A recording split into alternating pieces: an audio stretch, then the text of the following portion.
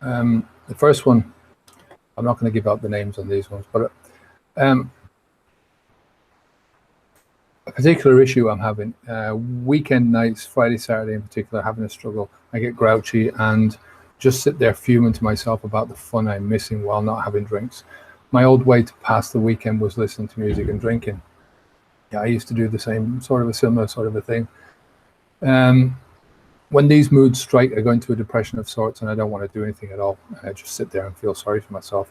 I think a lot of us, hey John, how you doing? And Masiej, sorry if I can't pronounce your name. Hey, how you doing? A lot of us get these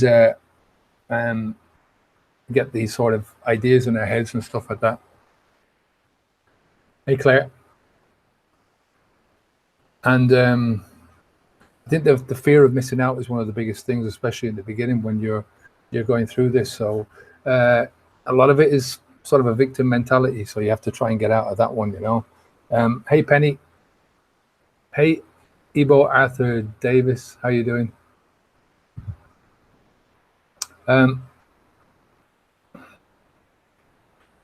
So there's not much you can do about it except, you know, look on the positive side of things and try and get out of that boredom. I mean, to be honest, if you need to stop doing the things for a while at least that you were doing while you were drinking, if you know what I mean, just to get out of that kind of thing. So can you see me? Claire says you can't see. Hey Matthew. Troy, hello. Hey Annette. Ian. Ian says, what about Massey Edge says, what about caffeine? Should I quit? This is about alcohol. I mean, I quit drinking coffee after I went on a 30-day juice reboot, and when I started to try drink coffee again, it wasn't working for me. I just got all started shaking and stuff like that. So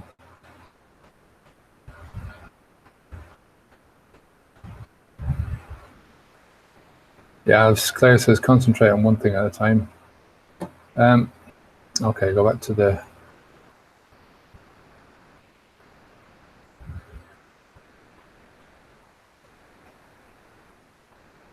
Leah says, I'm trying to get this damn shit out of my life. I just start and stop too many times. Here I go again, another try. I appreciate your videos. I mean, if you find you're not stopping, you know, what else are you going to do? You know, I think once you're in that frame of mind where you're past the not knowing that you've got a problem, that's a big hurdle out of the way.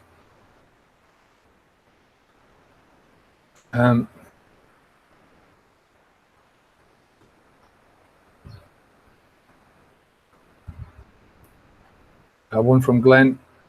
If you have a lot of social family events coming up that you have to attend, what's the best way to be sociable, but at the same time avoid getting roped into drinking with peer pressure?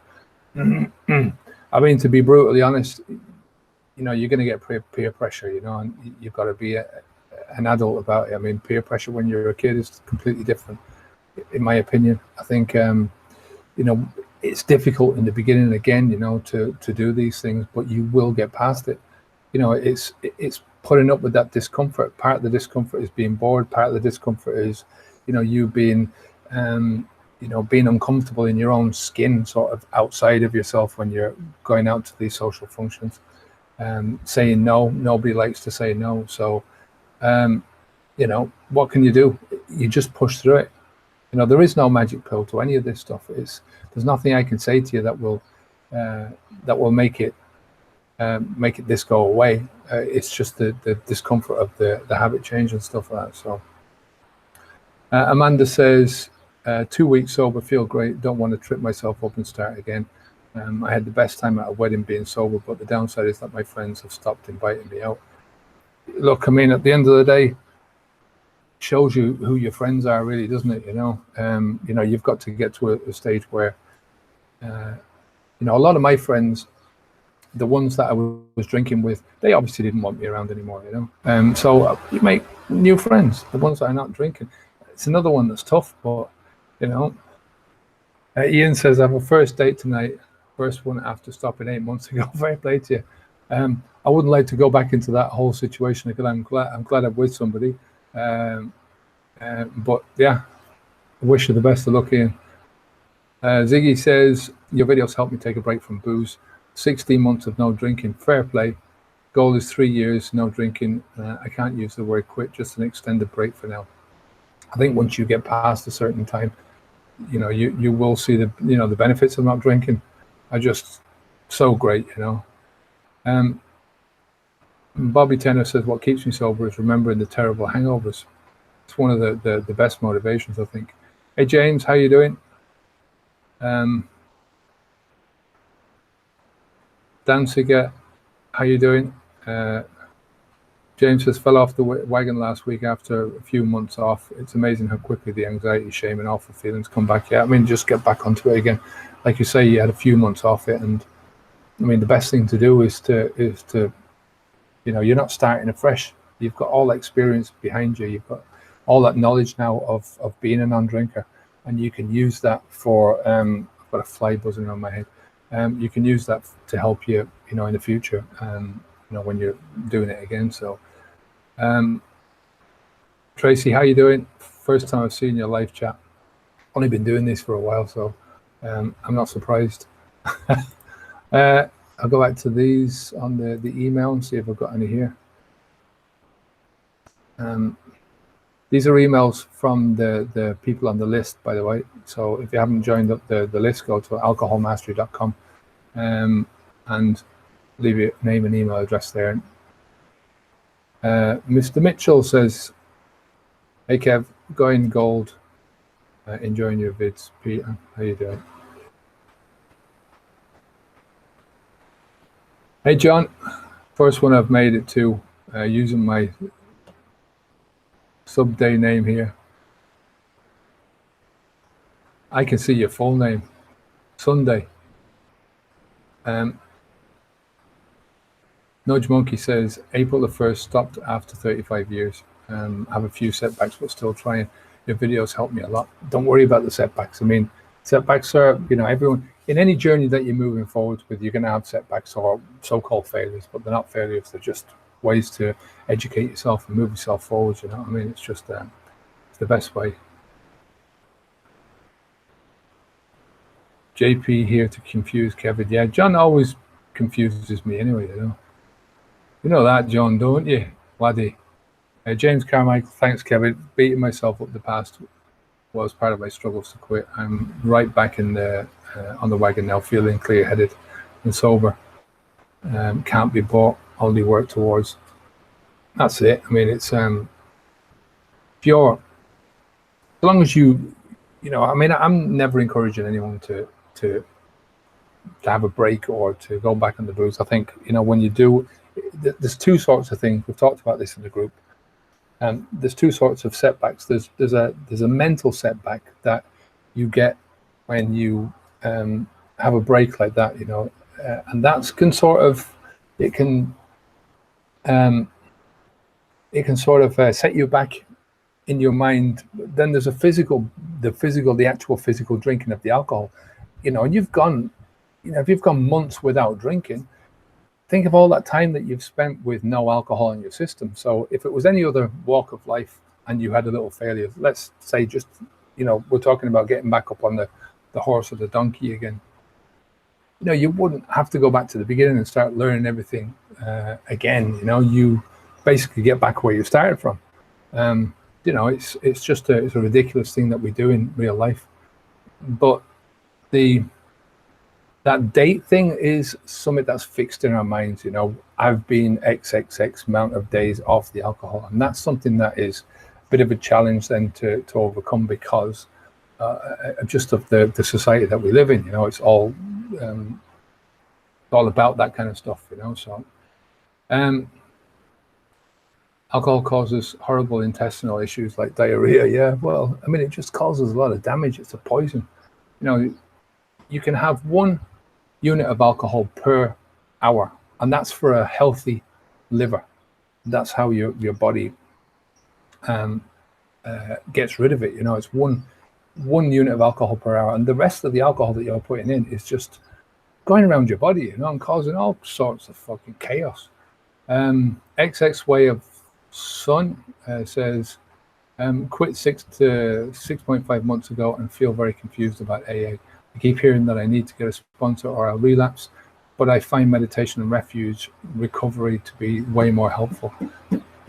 I mean, I don't like AA. I don't like the fact that you're all the time, you're constantly bombarded with the thing that you're an alcoholic, for a start, right? It's a big religious thing, regardless of what anyone says, you know. There's no real process to it apart from you going in and everyone does this sort of speech at the beginning of it. I've never been to a meeting, so this is what I'm gathering, you know. So, and you know, I'm not here to dish AA or anything like that, you know. But it's just not for me, and probably not for most people that listen to this. Dan Seeger says, it's my 3rd week sober. Thanks for the helping videos, Kev. No problem. Funny thing is that the first 2 weeks were much easier than this one. I think the real detoxification begins right now. I think the detoxification, that starts at the beginning. What's happening to you is that the reality is starting to set in. You've got past that first 2 weeks. A lot of the time, you've got this big motivation at the beginning. You know, you're close to the pain that caused you to step over that line and stop. And you know, that only lasts a certain amount of time. Some people it is only 2 weeks. Some people it's, you know, months. For me, it was my son that stopped me from you know, just the ideas of being a good father and stuff. That was the thing that really pushed me towards stopping drinking, and that just lasted and lasted, you know, because every time I saw him, it just brought it back, you know. And every time I saw him drinking, then it was sort of a thing that I used to think to myself, you know, I was one of the people that caused that, you know. So I wouldn't worry about it. Just keep pushing through it, you know. That's what you have to, you know, just find other motivation, you know, make a list of the reasons why you wanted to stop in the first place, and, you know, keep going back to that and consulting it. Ziggy, Google liver disease and look at the images. They are very sobering. Bobby Tennant, I drank so much when I was in the hospital, the doctor told me if I continued, I would die. I had the same thing. I went into hospital years ago with just chest pains. It turned out to be nothing more than wind.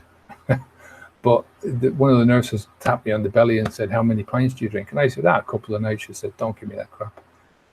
And I said, yeah, maybe 4 or 5 a night. And she said, the human body is not capable of taking that. A real sort of a nurse in her 50s, Irish nurse. So,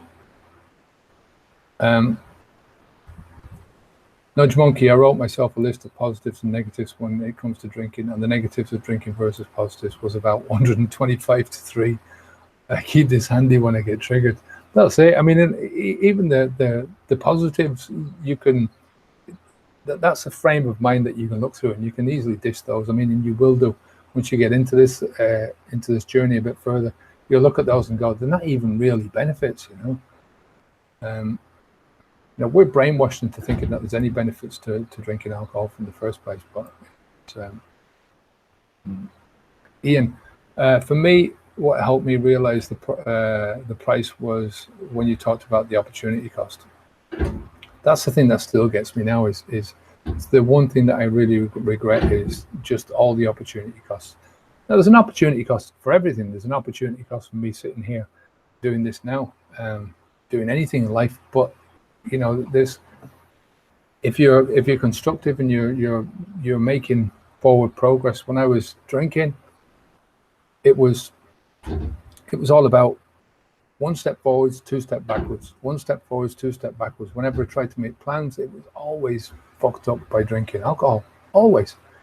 So, you know, the opportunity costs there were always, you know, a lot higher than what I was doing. You know, there was no profit from any angle. You know, I'm not talking about finances from drinking alcohol. It was just a cost, a consequence all the time. Danziger says, no, AA is a big conflict. Hold on, I'm losing this now. AA is a big conflict when you're an atheist. Very cult-like, yeah. Claire says, I've been to meetings and I lasted 5 weeks, almost 8 months with Kevin's help. So that says all really. Yeah, I mean, it's for me that there is no real solid process of getting you from A to B. The 12 steps don't make sense. If you go in there and the first step is that you have to admit that you're wrong. 12.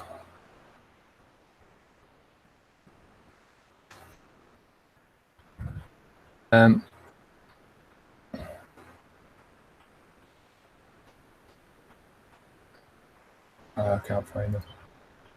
12 steps of AA. Okay. The first step is we admitted we were powerless over alcohol and that our lives have become unmanageable. I mean, that's for most people, that's not the case. Most people's lives are, when I was drinking a lot, but I was drinking in the sense that I drink at night, but I'd also work during the day. So how is that unmanageable? How are you, as soon as you give over your power and you say you're powerless, it just makes no sense, because you are the one that has to go through the whole process of quitting drinking alcohol anyway. Nobody else is going to do it for you. Nobody else in AA is going to do it. The organization hasn't got a magic wand that they can go, well, now you've decided that you're powerless, we're going to zap you and then you have no more alcoholism. Good chap. That's just not happening. And the rest of them are just, there's what, seven mentions of God and 1 or 2 of alcohol. So it just doesn't make sense. Refuge recovery, I don't know. Mike says asking for liver cleanse is like asking for an aspirin. Probably, I think it's your liver is going to help itself. The liver is one of those parts of your body that will really, if you give it time and you feed yourself the right food, it's going to help yourself, but it's going to take time. It's nothing that's, you take something and you take a pill, or you take an elixir and it's going to heal overnight. It doesn't work like that. It's going to take time, and the biggest thing that you can do to help yourself is to stop drinking, stop poisoning yourself, both with the alcohol and with anything else, like that. And Merlin says, hi Kevin, first of all, thanks for all your help. I've been off the booze for 10 months, had a few slip-ups and not bothered because they remind me of why I don't want to have alcohol in the system anymore. That's the way. I mean, a lot of it's to do with your attitude towards not only, quitting drinking, but your attitude towards the failures as well, and some people are going to have failures. I quit once when I knew I was never going to stop, right? But that's me. I quit once before for a year because I wanted to do a year, but I never lasted the year. I went through moderation time and time again, trying to convince myself that that it wasn't the alcohol, that it wasn't the alcohol behavior, that it was me not being able to handle the alcohol. And if that was the case, then I could teach myself to handle it. But it's just not, it's not possible, for me. I'm sure it is possible for some people, right? But those people are moderate in that way up, starting out, they just drink moderately. So I think that's the only people that can do it. James says, if an Irish nurse tells you to stop drinking, you stop. Yeah, I mean, I did that night, and she said it right, this was in Ireland, so there was a lot of Irish nurses around me as well.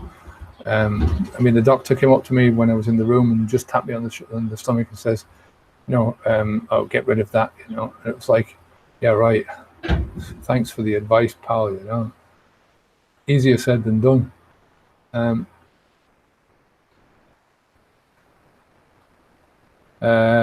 Claire says the best thing you can cleanse your liver is not to drink alcohol. Yeah, exactly. Troy, just days away from 2 years away from that ruddy poison. Fair play to you, Troy. I bet you feel brilliant.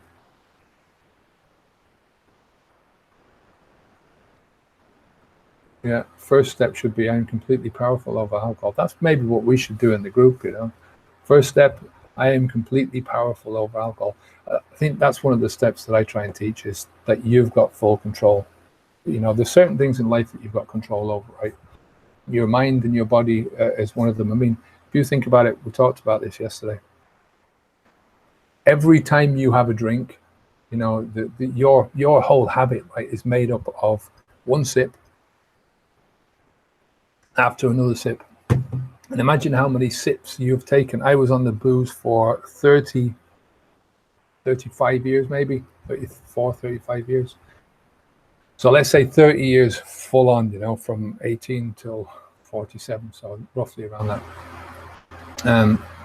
And how many sips of alcohol where you have to lift up the glass, sip the alcohol, let it go down your stomach, and do it over and over and over and over and over again, right? So this is, that's where your control is. So if you stop drinking, it's easy. You just don't put any more alcohol into your mouth. And doesn't that make full sense? I mean, what people struggle with is the life afterwards, the boredom, the socializing, even the sleep, right? That's something that passes. The cravings. People are willing to put up with that, and they know that they're going to get a certain amount of cravings. With cravings, I can help people a lot more, because I can sort of show them that the cravings are more mind over matter, right? It depends on the way you look at things, and cravings are not going to kill you, right? Cravings are not going to, do you any harm. They're just uncomfortable. The sleep will pass, but it's those things like the boredom, the socializing, all those long-term things where you feel like you're missing out. That's where you have to make a big mindset shift, and that's what takes the hard work. And it's not easy to do it, right? But it is consistently going out and being a scientist in your head, right, and just experimenting with one thing after another, doing one thing after another, seeing if that works. If you don't like it, fuck it off and do something else. If you find something that you do like, pursue that, right, and keep going. And if you don't like it after a while, same thing. But it takes consistency and just to keep doing it. So where am I now?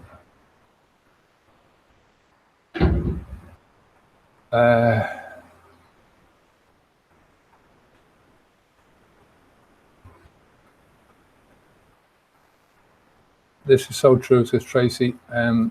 It's about taking control as an individual each day. Yeah, I mean, I love I'm not sure who it was that said that responsibility is about your ability to respond, and that's the way you have to take things. Is what is your abilities in this moment to do things. If you don't take control, if you don't take the responsibility, you haven't got the commitment to do it.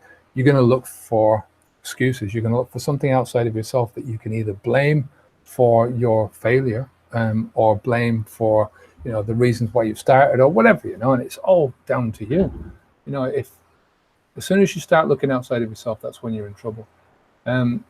Thombert says, of all the people I considered friends and family want nothing to do with me anymore, despite all the blood, sweat and tears I've put into our relationships. They say sometimes that you definitely find out who your friends are when you do something like this. It's like getting the old joke where somebody gets a snake bite in their ass, and that's when somebody's got to soak the venom out, and you find out where your friends are. It's not a nice job, but I've had friends that have stuck around me, but there were friends generally who I would have met anyway outside of drinking that weren't solely part of the drinking. Every single person that I knew that was my friend as a drinker has gone to the wayside now, and that doesn't bother me, because with nothing in common. The only thing we had in common was the alcohol. Annette says, after watching your last live, I stepped outside to see a car with a reg AA too dry. Saw it again this morning. There's someone sending signs. Day 20, fair play, Annette. 6 weeks, but eating more sweets to replace the beer. It's very difficult to give up everything you love. Just take it one thing at a time. You have to look at what is more important to you, right? It's the same thing if you've got alcohol to give up and cigarettes to give up. Which is doing you the most damage? I would always go with the alcohol, because the cigarettes, even though it's a physical damage, some mental parts of it as well. But alcohol is getting into so many different parts of your life. It stops you from doing so many different things. It holds you back a lot more. Once you've got over the certain barrier where you start thinking, well, I've got this licked now, then you can go on and start dealing with the other things. So I wouldn't worry about it. Deal with the sweets later on. Try and switch the sweets, by the way, for some fruit. I know it's not the best thing to do in terms of taste, but it is the best thing to do in terms of your health. It's my particular favorite is bananas. They've got it's a very slow releasing carbohydrate, gives you a lot of glucose. Wait until the bananas are got black spots in them. They're perfect. Merlin says, do you believe you will grow to dislike the taste of beer, wine, whatever you used to drink so much of? Yeah, I mean, I can't stand the smell of wine now. I think I have the odd occasional alcohol-free beer. I haven't had one in a while, but I dislike the it's not the beer, because when you take the alcohol out, it's the alcohol smell that I don't like. I can't do with that smell anymore. I just smell vinegar, but if you go back to when you started and you took that first smell or sip of alcohol, what was that first taste? And it became it took a while to get the acquired taste, and then took a lot more time for you to become obsessed with it. So I think 5 years I'm off it now, and it's just the smell of it. I mean, I smell wine, particularly. It just smells disgusting. I don't know. And I used to love wine. So I don't know. Claire says, yeah, make our own 12 steps in the forum. That could be fun. Yeah, I don't know about 12 steps. I think that kind of thing would just remind you of for me, it's trying to get as far away from alcohol as you can, right? And we talk about it all the time. I know that, but from a personal point of view, trying to push yourself as far back as you can.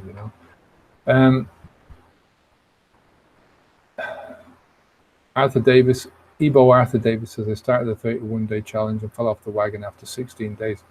Get back up onto it again. That's the only advice I can give you there, mate. Bradley Fry says, I just started a liver cleanse, 4 days in, feel better, but still a way to go. It screws with the system at first, a lot of bathroom time.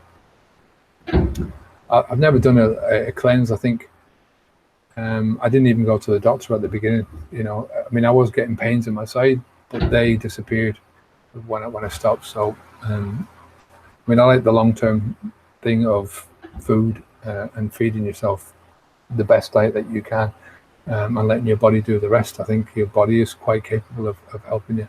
But fair play to you for doing that. I think if that's helping you out, then good for you. Matthew Strong, I did notice cravings for desserts after cutting out alcohol, but I'm not a big dessert person. Yeah, some people say that it's the sugar in the alcohol. So you are getting a lot of glucose from the alcohol, and once you take that out, then your body starts craving that. Again, it's another thing that you've just got to push through.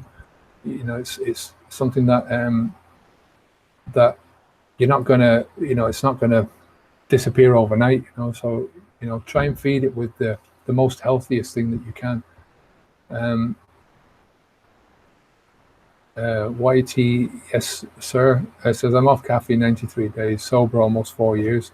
Vast majority in AA are on antidepressants or other medically assisted drugs, caffeine, nicotine, and that makes AA intolerable for me. Well, a lot of people there as well are forced to go there as a result of a court case, as a ruling in court. So how can you be in a room with people who, a lot of them are not there of their own volition for a start, and as you say, there's a lot of people there that are just, they're just not. I'm totally losing track now.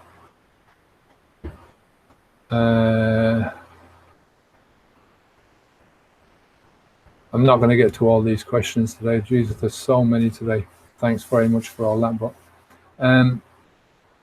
there's a lot of sugar in alcohol, Matthew, hence the sweet cravings. Well, it's in the what surrounds the alcohol. John says, I like it. Number one needs, don't put it in your mouth. That's it. That's the first thing is just don't put the stuff into your mouth.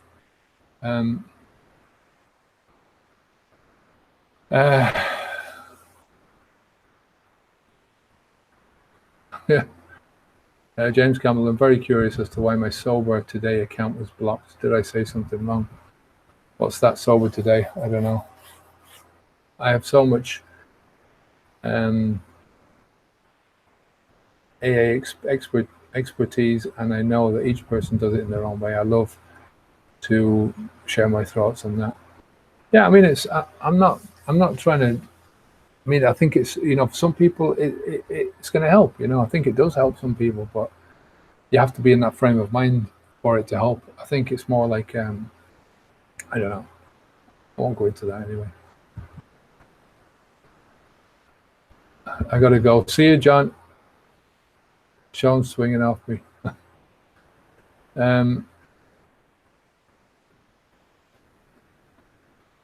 If you were promoting AA, that's why I wouldn't.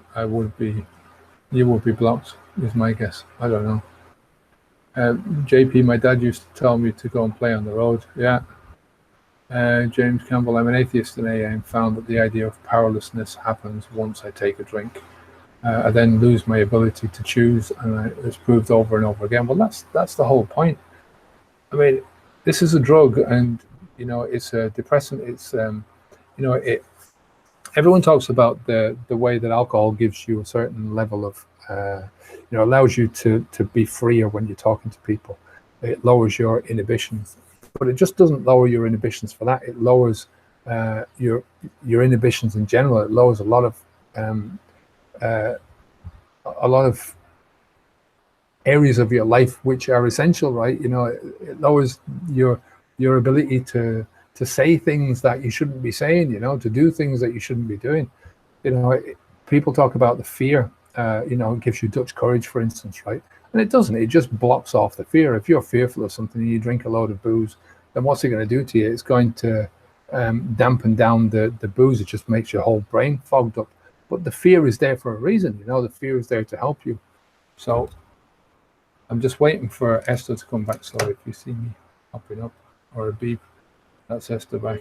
Oh, there we go. Sorry. Yeah. So, yeah.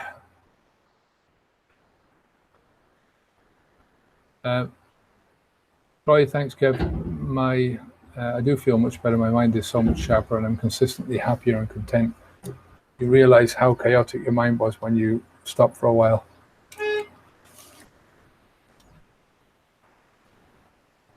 Sorry, lads. Close the window now. That's better. Yeah, it does. I mean, it's I think it is only after a while that you realize, because at the beginning you're in that drinker's mind, you're in the beginner's mind, and that is all, for all intents and purposes, you have no experience of what it's like not to drink. You might have had, you might remember back to when you were younger. Some people don't start drinking until later in life. I mean, a lot of people, I think most people start younger than that. So you have no experience, and then once you get into that, the more you get into it, the more you realize what life is really about. That you start learning, as I said earlier, the skills that you need to get you through day-to-day life, to handle problems, to socialize with other people without having a drink. I mean, somebody was saying this in the forum a couple of weeks ago, that what was it now? I've lost track of things now. They were saying that when it's gone. Sorry. Yeah, it's. They were saying basically that if when you're out, you're trying to socialize with people, that the socializing aspect of it, that you don't have that fun anymore, that there's something in your life that is disappeared, but it's only for that short space of time at the beginning. I have much more fun now, right? I used to think I was really funny when I was drunk, right? But I'm funny now. I'm funny in conversations, right? It's a funny conversation when you get into it, because you have a lot more, I think comedy, I think conversation in general relies on this backwards and forwards. When you're drinking, you've only got the forwards, you haven't really got a lot of perception about what other people are saying. I mean, how many times have you seen two drunks talking to each other, and they'll seem to be like having this two different conversations for some reason. It's a weird one. So yeah, definitely. I mean, I'm, in my part of my life now, my life is just a lot better without it. So,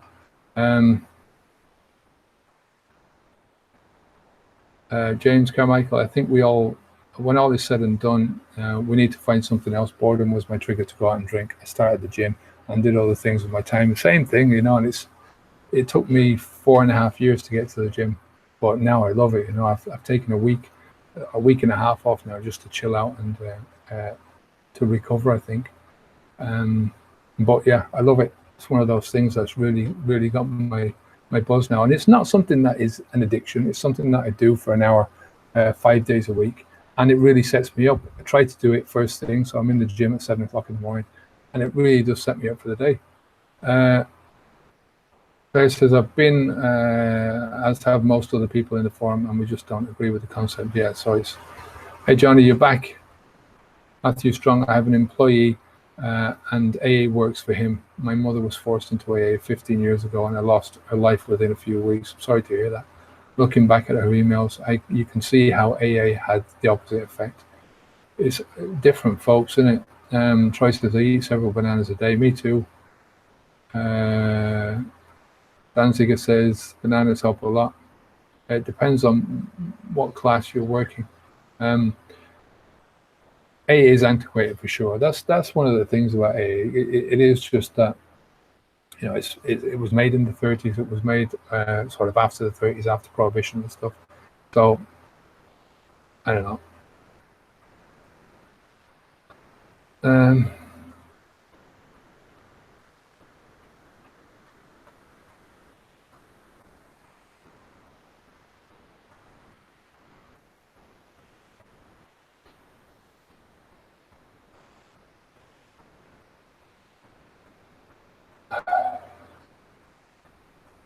Jan de Hoog says, hello, Kevin. Thanks for your great continuous work. Also, many thanks to all of you in the chat. Mutual support also helps. Also, step number 1 is not putting the shit in their mouths. That's it. Pragmatical Magic 9 says, day 1 here, and I'm taking your advice of counting the days. I'm glad nobody's in the forum. I've just checked that out yesterday when we were doing one, and there was half the people were in the forum, and I missed it out altogether. I'm going to put my specs on because I should be using them. There's no point in having them on the top of my head. Jan de Hoog says, what also is very important is to be aware of what the WHO communicated as a couple of weeks ago. Alcohol is in the same level as asbestos as a producer of cancer. The WHO have got some great reports out there. One of them is from, I think, 2012, 2013, and they said that 3.5 million people every single year are dying, from drinking alcohol, alcohol-related causes. So 5 million with cigarettes. Danzig, I think everyone should share their thoughts and feelings. That's why we're all here, probably to help each other. At least that's why I'm here. And the Hope says, I'm cured of prostate cancer, and this was one of the reasons to stop 100% with this poison. Gary Lennon says, love this channel. Suzanne Dotson says, I wake up in the middle of the night and can't go back to sleep. My mind literally won't turn off. Does it take a long time for that to stop once you quit? It's one of those things as well that I was saying earlier on with stuff like cravings, with things like sleeping. You can overcome, your body will overcome that over time. Some people take longer because, there's thought issues with the whole thing. So the more you think about something, the more it can play in your mind, and that can affect your body. It can make you tense and make you anxious. And if you need to be relaxed. A lot of the thing with sleeping is when we're drinking, it's very easy to go to sleep. You just drink a lot of stuff. You lie down on wherever you're laying down. I mean, people fall asleep on the middle of the roadway, so it's easy to go to sleep. But when you stop drinking, you have to put yourself into that shape. You have to think about how you're going to relax at night. You have to don't drink coffee late at night. Try not to watch TV or anything bright like that before you go to bed. Try not to look at your phones when you're in bed. You're trying to relax your mind, relax your body, get yourself into the frame of mind to go to sleep. And some people are just going to have difficulties in the first few days. Some people are going to have difficulties in the first weeks, but it will pass. How long it's going to take? It took me 30 days before I was able to, roughly, before I was able to have a really good night's sleep. But it was a gradual process, it's up and down. But it was it worked at the end. I still have nights. I mean, this morning, went to bed last night at 8:30, 8:45, and I was awake at 2:00 in the morning. It was just something I'd eaten yesterday, probably a chocolate biscuit or something, that I'd had. But that's just the way it is, So,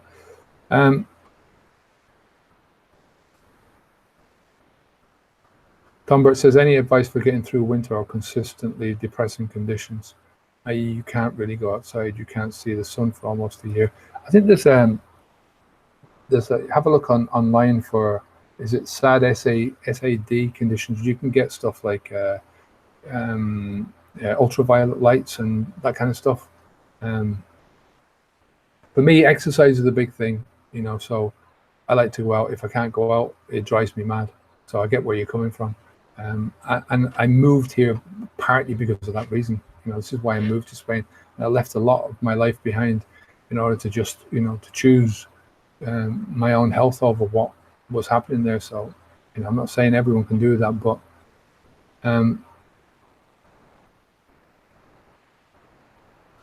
where are we now?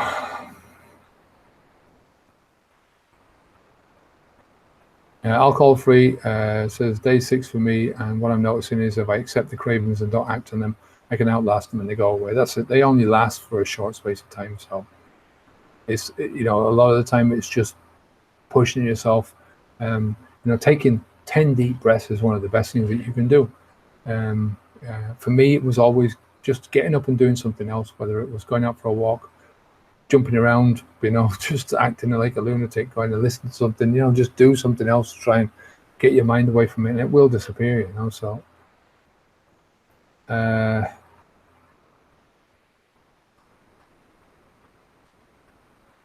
Tracy Warrington says, it's true that we lose ourselves in drunken conversation because how we purvey ourselves is not what we actually are.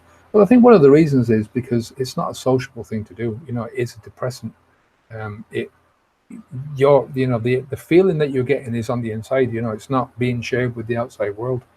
So when you're sat with somebody who's drinking, they're getting the buzz and you're getting the crap.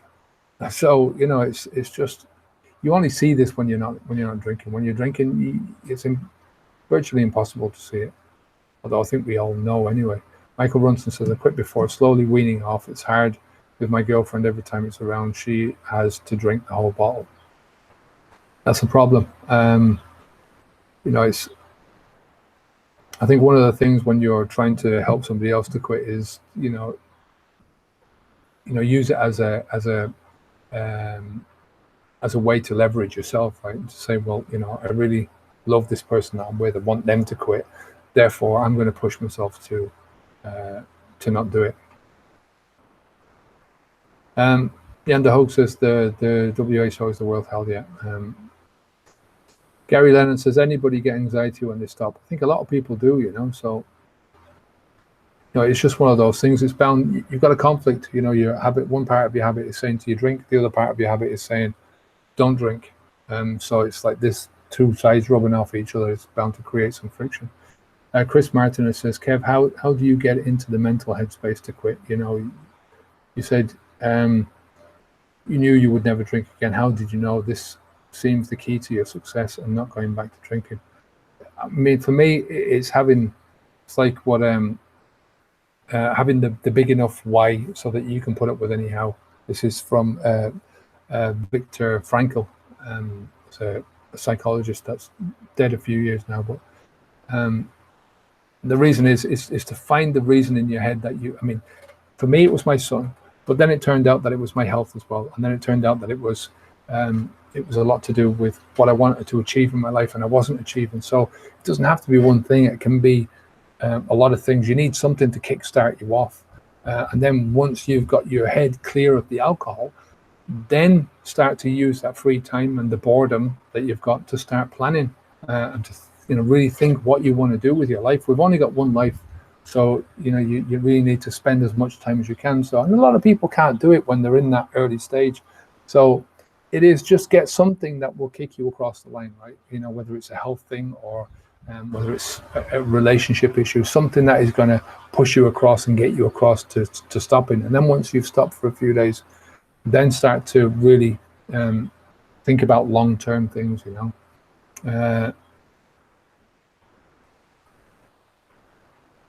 Dee says, no, where am I now?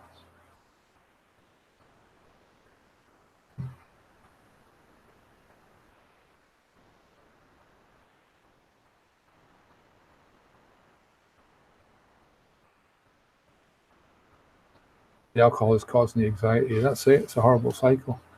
One feeds into the other. King James Mayo, what's the method of stopping on the weekend? It gives me a huge problem. I don't understand that one.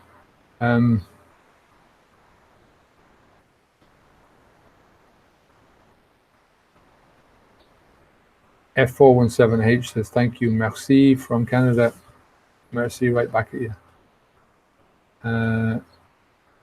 Matthew Strong.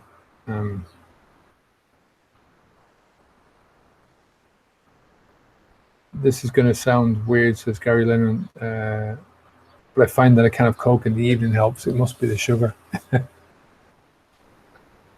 A purpose-driven life, that's it.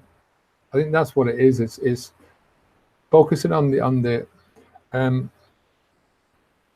sometimes it takes that you focus on the outside in order to find something on the inside. It's taken me a long time to get my spiritual head sorted out. And I'm not talking about that from perspective of religion or anything like that. I'm not a religious person, but everyone needs a spiritual sort of a thing, and for me, walking is a great thing, but it's when I go out walking and I can, I haven't got any distractions around me.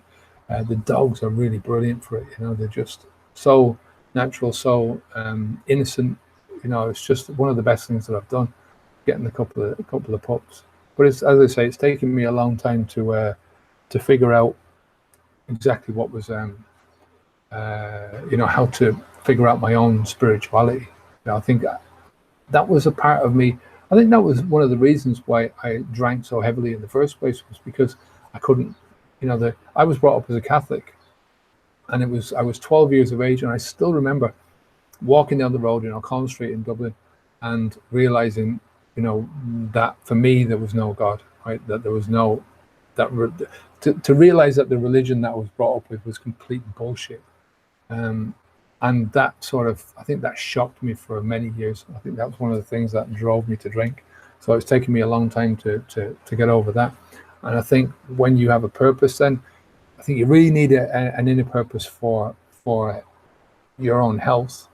But I think sometimes having an outer purpose, something that you're chasing outside of yourself, can help while you're searching for the inner purpose, if you get what I mean. So, there's nothing wrong with going after both. Gary Lennon says, walking is a huge help. I live in the Irish countryside down in Wexford. Lovely walks. Beautiful, yeah. I loved Wexford when we were there. I lived in Dublin until I was 23, and we spent a lot of time down in, was it British Bay? Not British Bay, was in Wicklow. Wexford, we were down, Wexford, down there a few times. Yanda Ho says, I think that once we've put alcohol out of our body, the purpose is also to get it out of our thinking system. That's it. And it's a natural process that just happens. When you're working on something else, it's one of the things I say to try and say most, a lot of the time, is that in this journey, alcohol has got a hold on you. It's like a straitjacket, or think about it like an elastic band that's holding you back to the habit. And the more you pull on that, the thinner the elastic gets, if you like, the thinner the hold of the of the habit gets. So you want to try and put as many blocks, as many roadblocks behind you as you can, and try and lift as many from the front of you as you can. So I thought it was on at 5, Gary. No, sorry, mate.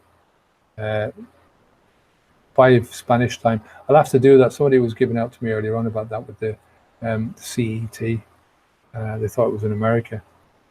So I'll put Spanish time from now on, 5 o'clock. I'm going to stop now in 10 minutes, Gary. So have you got any questions? Anyway, you can see this afterwards, so don't worry about it. You can tell your story, Gary, no problem. I'm just going to go back because I have a couple more on the...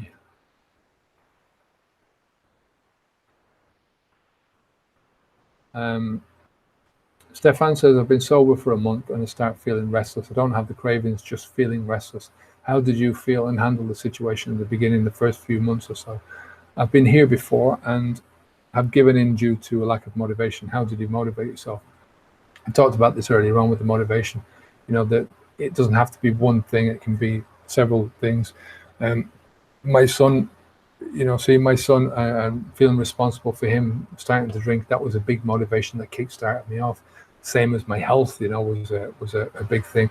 The finances, so there was a lot of different sort of things coming in, and but then, you know, when you further you get away from alcohol, the more, if you're building a life and you're aiming towards something in the future, something that you're focused on, that just starts to take over, you know, and you start to get pulled forward instead of being pulled back. So it's a huge thing.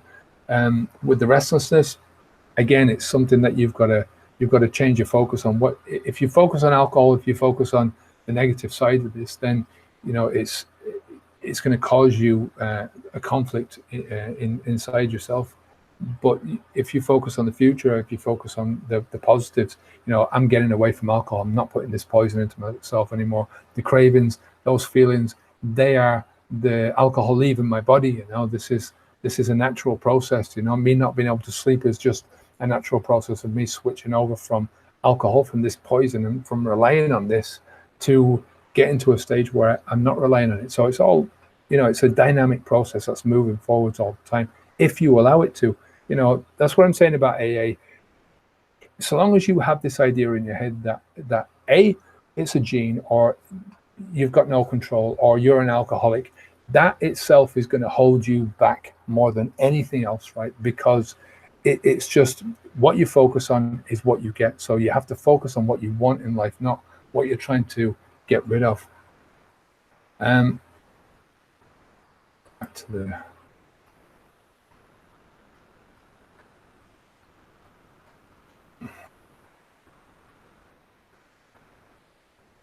Kevin, any advice, Derek says, for people who keep trying to persuade you to have the occasional drink with them? I struggle with that mindset myself. How do you go from the occasional is okay to never again? For me, occasional is okay is that same thing as moderation. It's a battle you're going to keep fighting over and over again.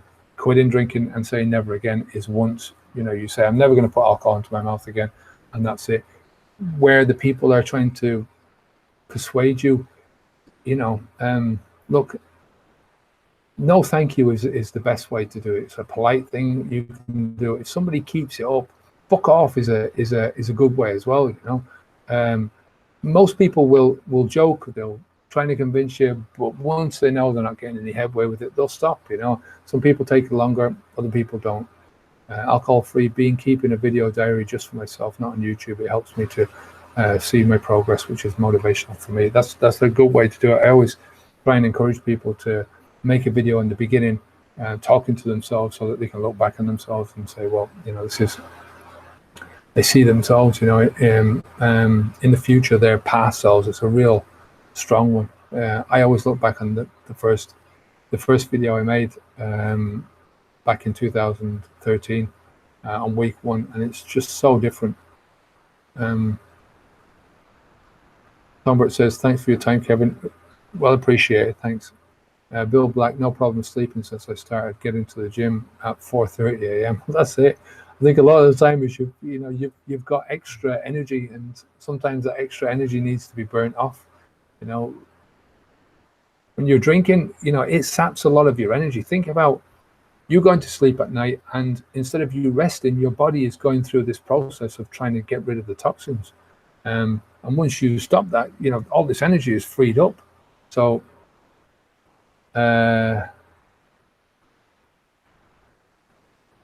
Gary says, you look so well. I feel great. This is the thing. I feel better than I have in a long, long time. And the whole being aware of the fact that drinking poison doesn't make any sense at all, and noticing the enormous amounts of people still thinking that it's a normal thing to do. Isn't that the weirdest thing, that once you flick over to that brain thing, that state of mind, frame of mind, where you're looking at other people and they're drinking this stuff, and they're drinking glass after glass of it, and they're just the way they hold it, the way they sort of, it's like when they're pouring it out and you can see just reminds me of the bad old days. Ooh. There's Danziger, there's a chat or forum. We've got a forum over on the mastermind group, but it's a pay monthly thing. So Matthew Strong, lots of thanks to Kevin and everyone here, very helpful. Going to check out the forums. My name is Gary Morley. If you Tracy Warren says, thanks Kevin, your live chat has really been interesting. Good luck to everyone. Yeah, cheers. Try and get these through these last few now. What I'm not spending on alcohol, says Danziger, I can spend on the monthly sub. Yeah, you're very welcome to them across. I mean, at the moment we're doing, and there's a $1 trial on it, so for 7 days. We're starting to bring in a lot more videos. I was talking about this in the last couple of videos, the proper videos that I've done, where I'm doing a course for preparation. So to try and get people, into that frame of mind where they can step across that line. A lot of the problem is that, as I said earlier, you have the beginner's mind or the alcohol drinker's mind. And when people step across that line without any prep, it's just much more difficult. Whereas if you can take 2 weeks before, really get your head buzzing about the whole fact that you're going and drinking alcohol, a lot of tools and techniques and stuff to just get you in the frame of mind. And I think a healthy way of cutting down on alcohol over that 2 weeks. So by the time you do quit, you're used to delaying your gratification, that kind of stuff. So that's going to be up in a few weeks.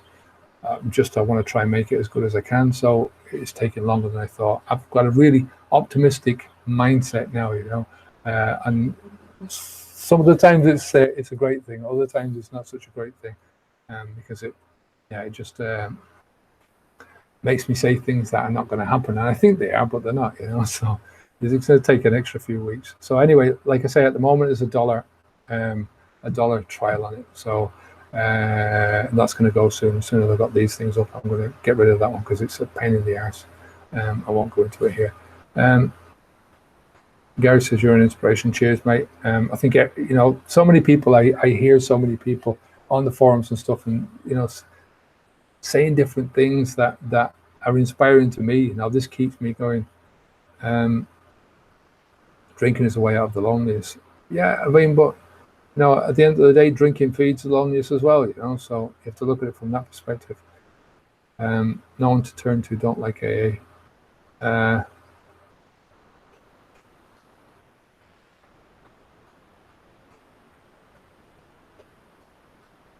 The host says, Gary, you have to do some look at that strength when only sober.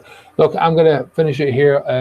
Thanks for everyone that's turned up today. Like I say, come on over to Alcohol Mastery. There is loads of stuff over there to help you now, but particularly the thing that I'm spending most of my time doing now is the mastermind group. And if anyone wants to sign up for that, it's $1 trial, and then it's $27 a month. But that's, for me, I'd spend that in half a night.